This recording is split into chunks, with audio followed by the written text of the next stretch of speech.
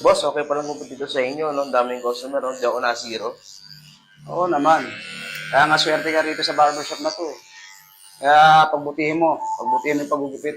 Oh, boss, huwag kang mag-alala. Sisipagan ko na araw-araw.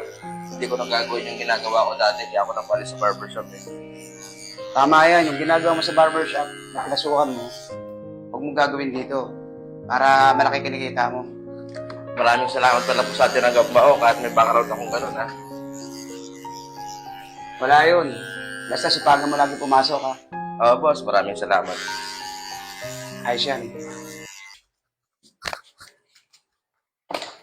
Paul, pakisarado ng ilaw. Sige, boss. Sarado na tayo. Boss, okay din pala po sa barbershop mo, no? Kahit normal na araw, ang daming customer. Kahit paano, kumita pa rin ako sa aming mga tipo ako. Oo naman. Lalo na pag Sabado-Linggo, dagsa ang mga tao rito. Kaya pagbutihin mo magupit dito. Opo, boss, huwag po kayong mag-alala. Sisipagan ko na po pagpasok bukas. Ay, oo nga pala, boss. Ano pala pong oras ang pasok natin bukas? Yun. Buti nasabi mo yan. Yun nga pala isa sa rules natin. Ba sabi ko nga sa'yo, huwag malikot ang kamay, maaga pumasok, pag day off, day off.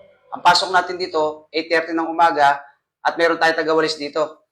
Kaya lagi mong sipagan pumasok ha. Opo, boss. Ay, boss, saka pala po, pasensya na po kayo kanina kasi nakasando po ako.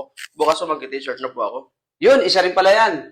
Kailangan, huwag ka nakasanto kasi, alam mo naman dito sa barbershop natin, kailangan naka-t-shirt tayo, nakakaya sa mga customer natin. Opo, boss. Salamat po. Sige na, ligpitin mo na yan. Opo.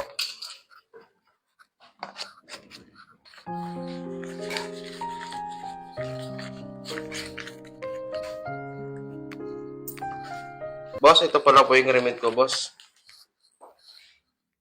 Yan. Nahawas mo na yung... Opo, naawas ko na po yung 325. Okay.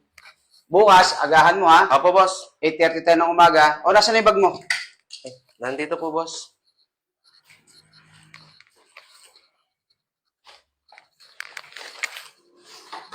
Boss, una na po ako, boss. O, sige na. Maraming salamat po. Bukas ha, maaga ha. Opo, boss. Salamat. Salamat po ulit. Baka sa umpisa lang yan ha.